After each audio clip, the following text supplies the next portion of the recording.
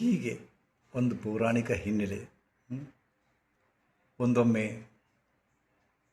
ಇಂದ್ರಲೋಕದೊಳಗೆ ಇಂದ್ರಲೋಕದೊಳಗೆ ಅದಕ್ಕೆ ಸ್ವರ್ಗಲೋಕನ ಅಂತಾರೆ, ಕೆಲವು ಮಂದಿ ಇಂದ್ರಲೋಕನ ಅಂತಾರೆ. ಇಂದ್ರಲೋಕದೊಳಗೆ ಎಲ್ಲ ದೇವತೆಗಳ ಸಭೆ ನಡೆದಿತ್ತು. ಜನರಲ್ ಮೀಟಿಂಗ್ ಅಂತ ಹೇಳ್ತೀವಲ್ಲ, ಹಾಗೆ ಸಭೆ ನಡೆದಿತ್ತು. ಎಲ್ಲ ದೇವಾನುದೇವತೆಗಳು ಬಂದಿದ್ದರು. ಇನ್ನೇನು ಸಭೆ ಮುಗೀತು, ಎಲ್ಲರೂ ಹೊಂಟಿದ್ರು. ಎಲ್ಲರೂ ಹೊಂಟಾಗ ಮಾತೆ ಮಹಾಲಕ್ಷ್ಮಿ ಮತ್ತು ಶನಿದೇವರು ಇಬ್ಬರು ಕೂಡ ಹಿಂಗೆ ಮಾತಾಡ್ಕೊಂತ ಅದೇನೋ ಮಾತಾಡ್ಕೊಂತ ಹೋಗಿ ಮುಂದೆ ನಾರದರು ಭೇಟಿಯಾದ್ರು ಅವ್ರಿಗೆ ಇಬ್ಬರಿಗೂ. ಇಬ್ಬರು ಹೊಂಟಿದ್ರು, ಎದುರಿಗೆ ನಾರದರು ಬಂದರು. ಸುಮ್ಮನೆ ಕೂಡಬೇಕಿಲ್ಲೋ. ಮಹಾಲಕ್ಷ್ಮಿ ಮಾತೆ ಏನಂದ್ಲು, ನಾರದ ನಾ ಹೆಂಗೆ ಕಾಣ್ತೀನೋ ಇವತ್ತು, ಸಭಾಕ್ಕೆ ಬಂದಿದ್ದೆಲ್ಲ ಸ್ವಲ್ಪ ಹೆಚ್ಚು ಅಲಂಕಾರ ಮಾಡ್ಕೊಂಡು ಬಂದಿದ್ದೀನಿ, ಹೆಂಗೆ ಕಾಣಿಸ್ತದೆ ನನಗೆಲ್ಲ ವೇಷಭೂಷಣಗಳು ಆಭರಣಗಳು ಮುಗುಳಕ್ಕ.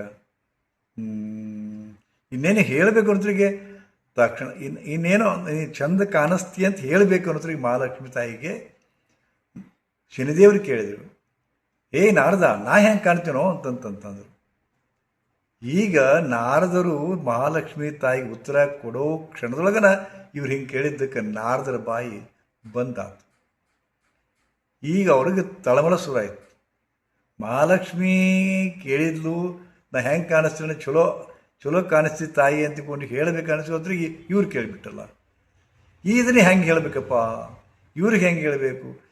ಏನರ ಸ್ವಲ್ಪ ಎಡವಟ್ಟಾದಪ್ಪ ಅಂದ್ರೆ ನನಗೆ ಶನಿಯ ನನಗೆ ದೋಷ ತರ್ತದ, ಶನಿಯ ಅವಕೃಪಾ ತರ್ತದ, ಮುಂದೆ ನಾನು ಬಾಳೆನ ಮುಗೀತು, ಏನು ಮಾಡಬೇಕು ಅನ್ನೋದ್ರಿಗೆ ಶಾಂತ ಕುಂತು ವಿಷ್ಣುವನ್ನು ನೆನೆಸ್ಕೊಂಡ್ರು. ಮಹಾವಿಷ್ಣುವನ್ನು ತನ್ನ ಗುರುವಾದಂಥ ದೇವನಾದಂಥ ವಿಷ್ಣು ನೆನೆಸ್ಕೊಂಡ ಶಾಂತ ಕುಂತ.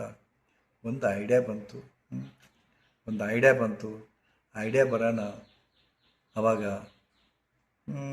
ಹೆಂಗೆ ನೋಡಿದ ಶನಿದೇವರೇ ಸ್ವಲ್ಪ ನೀವು ದಯವಿಟ್ಟು ಹಿಂತಿರುಗಿ ಅಲ್ಲಿವರೆಗೆ ಹೋಗಿ ಬರ್ತೀರಾ ದಯವಿಟ್ಟು ಅಂತಂತಾನೆ. ಆಯಿತು ಅಂತಿಕೊಂಡು ಅದೇ ಹೋಗೋದ್ರೊಳಗೆ ಹಿಂಗೆ ತಿರುಗಿ ಹಿಂಗೆ ಹೋಗಿ ಬಂದ. ಅಮ್ಮ ಮಾತೆ ಮಹಾಲಕ್ಷ್ಮಿ ನೀವು ಸ್ವಲ್ಪ ಹಿಂದೆ ಹೋಗಿ ಹಿಂಗೆ ಒಳ್ಳೆ ಬರ್ರಿ ನೋಡೋಣ ಅಂದ. ಯಾಕೋ ಅಂತ ಕೇಳಿದ್ರು. ನೀವು ಚಂದ ಹೆಂಗೆ ಕಾಣಿಸ್ತೀರಿ, ನಿಮ್ಮ ಹೆಜ್ಜೆ ನಡಿಗೆ ಇವನ್ನೆಲ್ಲ ನೋಡ್ಬೇಕಲ್ಲ, ನಿಮ್ಮ ಗಾಂಭೀರ್ಯ ಇವನ್ನ ನೋಡಿ ಹೇಳಬೇಕಲ್ಲ ಅಂದ. ಇಬ್ಬರು ಸಂತೋಷದಿಂದ ನಾರದರ ವಾಣಿಯನ್ನು ಅನುಚಾನವಾಗಿ ಪಾಲಿಸಿದರು, ನಾರದರ ಮಾತನ್ನು. ಆಯಿತು, ನಾರದರು ಹೇಳಿದರು, ಮಾತೆ ಮಹಾಲಕ್ಷ್ಮಿ ತುಂಬ ಚಂದ ಕಾಣಿಸ್ತೀಯಮ್ಮ ನೀನು ಅಂತ ತಿಳ್ಕೊಂಡ್ರು. ಹೌದಾ ಅಂತಂದ. ಹೌದು, ನೀನು ಹಿಂಗೆ ಹೋಗಿ ಬರ್ದಿಲ್ಲ, ಬರುವಾಗ ನೀನು ಸೂಪರ್ ಅಮ್ಮ, ನೀನು ತುಂಬ ಚಂದ ಕಾಣಿಸ್ತೀಯಮ್ಮ ಅಂತಂದ. ಆಯ್ತು ಅಂತ ಪ್ರಸನ್ನಳಾಕಿ. ಮತ್ತು ಶನಿದೇವ ನಾನು ಅಂತ ಕೇಳಿದ್ರು. ನಾನು ಅಂತ ಕೇಳೋಣ, ಶನಿದೇವರೇ ನಮ್ದಂತೂ ನೀವೇನು ಹಿಂಗೆ ಹೋಗುವಾಗ ಏನು ಕಾಣಿಸ್ತದಲ್ಲ, ತಾಯಿ ಮಹಾಲಕ್ಷ್ಮಿ ಹಿಂಗೆ ಬರುವಾಗ ಚಂದ ಕಾಣಿಸ್ತಾಳ, ನೀವು ಹೋಗ್ತಿರ್ತೀರಲ್ಲ ಭಾಳ ಚಂದ ಕಾಣಿಸ್ತೀರಿ ಪ್ರಭು ಅಂದ. ಇವರು ಖುಷಿ ಆಗಿಬಿಟ್ಟು ಶನಿದೇವ್ ಖುಷಿ ಆಗಿಬಿಟ್ಟ. ಹೋದರು, ಉಳ್ಕೊಂಡೆ ಆ ಬಡಜೀವಿ ಅಂತಂದು ನಾರದ ಹೇಳಿ. ಇದಕ್ಕೆ ಅಂತಾರ ಸಮಯಕ್ಕೊದಗುವ ಬುದ್ಧಿ ಭಾಳ ಶ್ರೇಷ್ಠ ಅಂತ. ಸಮಯಕ್ಕೊದಗದ ಬುದ್ಧಿ ಕತ್ತೆ ಲದ್ದಿ ಅಂತಾರೆ. ಸಮಯಕ್ಕೆ ಸರಿಯಾಗಿ ನಾರದನ ತಲೆಯೊಳಗೆ ಈ ವಿಚಾರ ಬಂತು. ಈಗ ಅರ್ಥ ಗೊತ್ತಾಯ್ತೆ ನಿಮಗೆ. ಶನಿದೇವರು ಹೋಗುವಂದು ಚಂದ ಅಂತಂದ್ರೆ ಅವ್ರು ಹೋಗ್ತಿರ್ಬೇಕು, ಅವರು ನಮ್ಮನ್ನು ಬಿಟ್ಟು ಹೋಗ್ತಿರ್ಬೇಕಂದ್ರೆ ಚಂದ ಕಾಣಿಸ್ತದಂತ ಒಂದು ಇಂಗಿತವನ್ನು ನಾರದರು ಕೊಟ್ಟರು. ಅಂದರೆ ನೀನು ಬರಬೇಡ ಅಪ್ಪ ನಮ್ಮ ಬದುಕಿನೊಳಗೆ ಅಂತ. ಮತ್ತು ಮಹಾಲಕ್ಷ್ಮಿ ಬರಬೇಕಲ್ಲ, ಮಹಾಲಕ್ಷ್ಮಿ ಇದ್ದರೆ ನಮ್ಮ ಬದುಕು ಸರಳ ಆಗತ್ತೆ. ಅದಕ್ಕೆ ನೀನು ಬರುವಾಗ ಚಂದ ಅಂತ. ತಾಯಿ ಮಹಾಲಕ್ಷ್ಮಿ ನೀನು ಬರುವಾಗ ಚಂದ ಕಾಣಿಸ್ತಿ, ಶನಿದೇವರೇ ನೀವು ಹೋಗುವಾಗ ಚಂದ ಕಾಣಿಸ್ತೀರಿ. ಅದು ಇಬ್ಬರಿಗೂ ಗೊತ್ತಾತೋ ಇಲ್ಲಿ ಗೊತ್ತಿಲ್ಲ, ಬಟ್ ಇಬ್ಬರು ಖುಷಿ ಆಗಿಬಿಟ್ರು. ಒಂದೇ ಪಾಟಿಗೆ ಇಬ್ಬರು ಖುಷಿಯಾದರು. ನಾರದರಿಗೂ ನಿರಂಬರತೆ ಸಿಕ್ತು. ಇವತ್ತು ಯಾಕೆ ಹೇಳ್ತೀನಪ್ಪ ಅಂದ್ರೆ, ಇವತ್ತು ಶನಿ ಜಯಂತಿ. ಅದು ಎಷ್ಟು ವಿಚಿತ್ರ ಮತ್ತು ಮಹತ್ವದಪ್ಪ ಅಂದ್ರೆ, ಶನಿವಾರ ದಿವಸ ಶನಿ ಜಯಂತಿ ಬಂದತಿ. ಶನಿದೇವರ ವಾರ ಎಷ್ಟು 13-14 ವರ್ಷದ ನಂತರ ಬಂದತ್ತಂತ ಹೇಳ್ತಾರೆ. 13 ವರ್ಷ ನಂತರ ಶನಿವಾರ ದಿವಸವೇ ಅಮಾವಾಸ್ಯೆ, ಶನಿವಾರ ದಿವಸವೇ ಶನಿ ಅಮಾವಾಸ್ಯೆ ಅಂತ ಇದಕ್ಕೆ ಶನಿವಾರ ದಿವಸವೇ ಶನಿ ಜಯಂತಿ ಬಂದಿದೆ, ಶನಿವಾರ. ಸೊ ಇದಕ್ಕೆ ಭಾಳ ಮಹತ್ವದ ಇವತ್ತು ಭಾಳ ಪವರ್ಫುಲ್ ದಿನ ಅದು. ನೋಡ್ರಿ, ಯಾರು ಬಯಸ್ತಾರೆ? ಶನಿದೇವರು ತಮ್ಮ ಬದುಕಿನೊಳಗೆ ಬರೋದನ್ನು ಯಾರು ಬಯಸ್ತಾರೆ ರೀ? ಶನಿದೇವರ ಅವಕೃಪೆ ಬಂತಪ್ಪ ಅಂತಂದ್ರೆ ಇಡೀ ಬದುಕೆ ಬರ್ಬಾದ್. ಇವತ್ತು ನನ್ನ ಕಡೆ ಎಷ್ಟು ಜನ ಬರ್ತಾರಲ್ಲ, ಮುಖ್ಯವಾಗಿ ಇರೋ ಗ್ರಹಗಳು, ದೇವತೆಗಳು, ಇವರೇ ನಮ್ಮ ಬದುಕಿಗೆ ಸುಖ ದುಃಖಕ್ಕೆ ಕಾರಣರಾಗ್ತಾರೆ. ಹೌದಾ? ವಿಶೇಷವಾಗಿ ಶನಿದೇವರು. ಶನಿ, ಯಾರೂ ಶನಿದೇವರನ್ನು ವಿರೋಧ ಮಾಡಲಿಕ್ಕೆ ಆಗುವುದಿಲ್ಲ, ಅವರನ್ನು ಅಪೋಸಿಟ್ ಮಾಡಲಿಕ್ಕೆ ಆಗುವುದಿಲ್ಲ, ಆನಂತರ ಅವ್ರನ್ನ ತೊಗೊಂಡು ಇದು ಮಾಡಲಿಕ್ಕೆ ಆಗುವುದಿಲ್ಲ. ಕಾರಣ ಎಲ್ಲರೂ ಸಾಡೆ ಸಾತಿ ಶನಿ ಗಂಟು ಬಿದ್ದ ನಿಮ್ಮ ಗ್ರಹದೊಳಗೆ ಅಂತೀವಿ ಅಂತಾರಲ್ಲ. ಅದಕ್ಕೆ ಶನಿದೇವರ ಮಹಿಮಾ ಭಾಳ ಅದ. ಅವ್ರು ಯಾರನ್ನೂ ಬಿಟ್ಟಿಲ್ಲ. ಹೌದಾ? ಸಕಲ ದೇವಾನ ದೇವತೆಗಳು ಸಹಿತ ಅವ್ರು ಹೋದ ಹಣ್ಣಾಗ್ಯಾರ. ಪಾಂಡವರನ್ನ ಹಣ್ಣು ಮಾಡಿದರು, ರಾಮನನ್ನು ಹಣ್ಣು ಮಾಡಿದರು. ಹೌದಾ? ಅವನ ಕೈಯಿಂದ ಉಳ್ಕೊಂಡವರಪ್ಪ ಅಂದರೆ ಬಜರಂಗ ಬಲಿ, ಹನುಮಾನ್, ಕೆಲವು ಕಾರಣಗಳಿಂದಾಗಿ. ಅಂತ ಶಿವನೂ ಕೂಡ, ಶಿವ, ವಿಷ್ಣು, ಒಬ್ರ ಇಬ್ರ, ಗಣೇಶ, ಸನ್ಮುಖ ಎಲ್ಲರೂ ಶನಿ ಅವಕೃಪೆಗೆ ಪಾತ್ರರಾಗಿ ಹೋಲಾಡಿದ್ದು ಪುರಾಣಿಕ ಹಿನ್ನೆಲೆಗೆ ನೋಡ್ತೀವಿ. ಆದ ಕಾರಣ ಇವತ್ತು ಶನಿವಾರದ ಶನಿ ಜಯಂತಿ ಅದ. ನೀವೇನು ಮಾಡಬೇಕು ಅಂದ್ರೆ ಒಂದಿಷ್ಟು ನಾನು ಹೇಳಿದ್ದನ್ನು ಸಾಧನೆ ಮಾಡಿ. ಏನು? ನಿಮ್ಮ ಊರೊಳಗೆ ಆದಷ್ಟು ಶನಿದೇವರ ಮೂರ್ತಿ, ಶನಿದೇವರ ಗುಡಿ ಹೊರಗೆಲ್ಲೂ ಭಾಳ ಕಡಿಮೆ ಅದಾವೆ. ಹೌದಾ? ಸೊ ಶನಿದೇವರ ಗುಡಿ ಇಲ್ಲದೇ ಹೋದ ಪಕ್ಷದೊಳಗೆ ಹನುಮಂತ ದೇವರ ಗುಡಿ ಹೋಗ್ರಿ.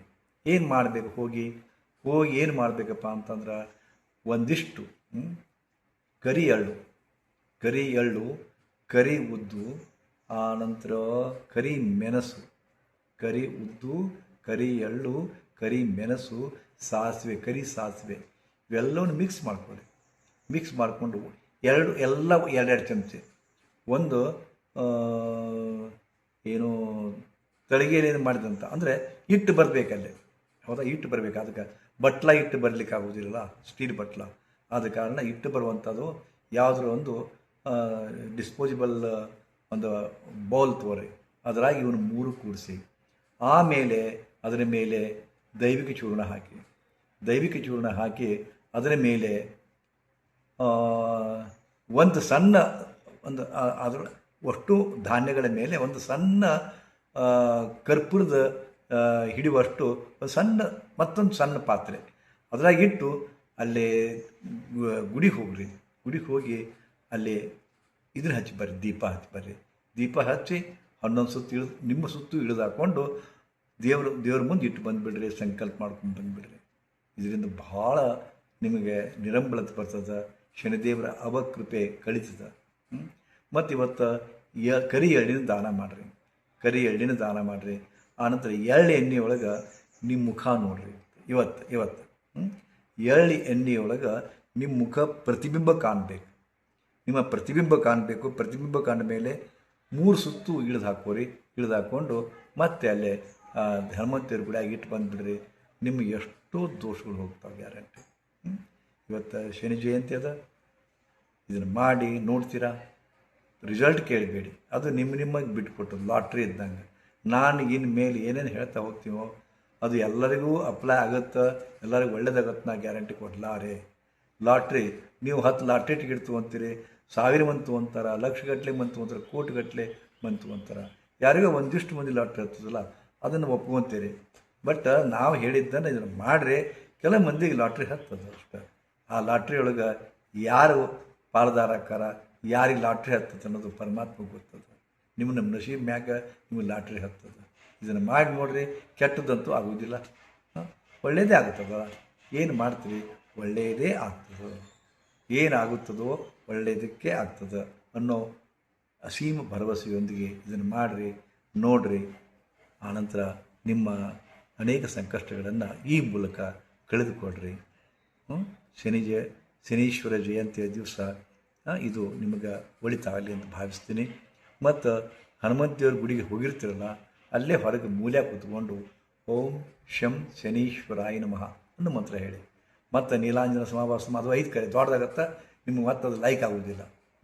ಅದಕ್ಕೆ ಓಂ ಶಂ ಶನೀಶ್ವರಾಯ ನಮಃ, ಓಂ ಶಂ ಶನೀಶ್ವರಾಯ ನಮಃ, ಓಂ ಶಂ ಶನೀಶ್ವರಾಯ ನಮಃ. ಈ ಮಂತ್ರವನ್ನು 108 ಸಲ ಇವತ್ತು ಹೇಳಲೇಬೇಕು. ಒಂದಿಷ್ಟು ಎಳ್ಳು ದಾನ ಮಾಡಿ ಅಥವಾ ಗುಡಿಯೊಳಗೆ ಅರ್ಪಿಸಿ ಬನ್ನಿ. ಆನಂತರ ಮೈ ಮೇಲೆ ಕರಿ ಎಳ್ಳು, ಕರಿ ಮೆಣಸು, ಕರಿ ಸಾಸಿವೆ ಮತ್ತು ಇನ್ನೊಂದು ಏನು ಹೇಳಿದೆ, ಕರಿ ಎಳ್ಳು, ಕರಿ ಮೆಣಸು, ಕರಿ ಸಾಸಿವೆ, 4 ವಸ್ತು ಹೇಳಿದ್ದೆ. ಅದ್ರ ಮೊದಲು ಹೇಳಿದ್ದೆ ನಾನು. ಆ 4 ವಸ್ತುಗಳನ್ನ ಅಲ್ಲಿ ದಾನ ಮಾಡಿ ನಿಮ್ಮ ಸುಟ್ಟು ಇಳಿದಾಕಿ ಇಟ್ಟು ಬನ್ನಿ, ನಿಮ್ಗೆ ಒಳ್ಳೆಯದೇ ಆಗ್ತದೆ. ಶ್ರೀ ಗುರುದೇವ್.